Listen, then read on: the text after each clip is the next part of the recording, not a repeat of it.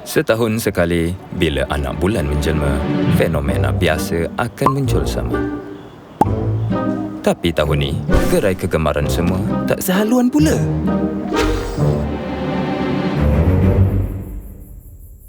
Hai semua, ingat kami lagi tak? Gerai Dam Dam Dum. Mestilah. Tahun ni ada menu baru tak? Iyalah, apa kata tahun ni kan? Kita buat lain sikit. Nak? Okey, Kak. Tak payahlah. Menu yang ada tu okey je kan? Tapi Mira, Tak payahlah. kalau sama je, macam mana nak berkembang? Okey, fine. Kita tengok je lah. Idea siapa lagi best. Fine. Dan bermulalah sengketa. Dari satu, berpecah dua kerana idea berbeza. Hello guys. Hai. Dek, nak satu? Boleh. Masing-masing tak nak kalah. Menarik. Nak jugalah.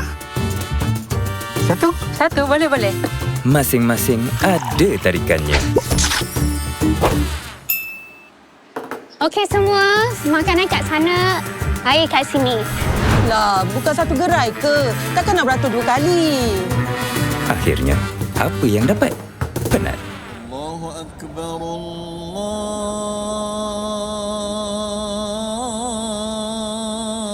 Sorry, Kak. Nak sirap manis satu? Bukan sirap. Strawberry. Strawberry. Unik lah konon. Tanpa diduga, tragedi melanda.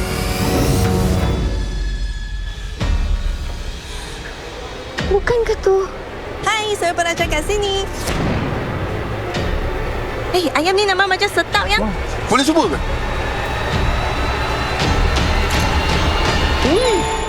Benar. Apa nama ayam ni? Ayam macam... Strawberry. Ayam macam berry, Dam Dam Dum. Dari situlah fenomena baru tercipta.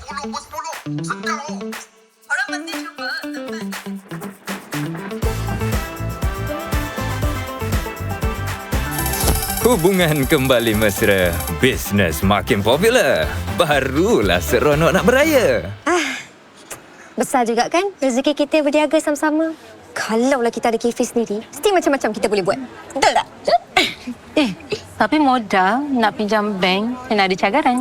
Tak apalah guys, kita raya dulu, okey? Selamat Hari Raya korang. Selamat Hari Raya. Sorry lah. Kado waktu puasa. Alah, tak apalah. Mira pun minta maaf juga tau. Harap-harap kita dapat teruskan misi kita tahun depan. Lupa nak cakap. Tadi Emma ada nampak ni. Skim jaminan pembiayaan untuk mengembangkan perniagaan.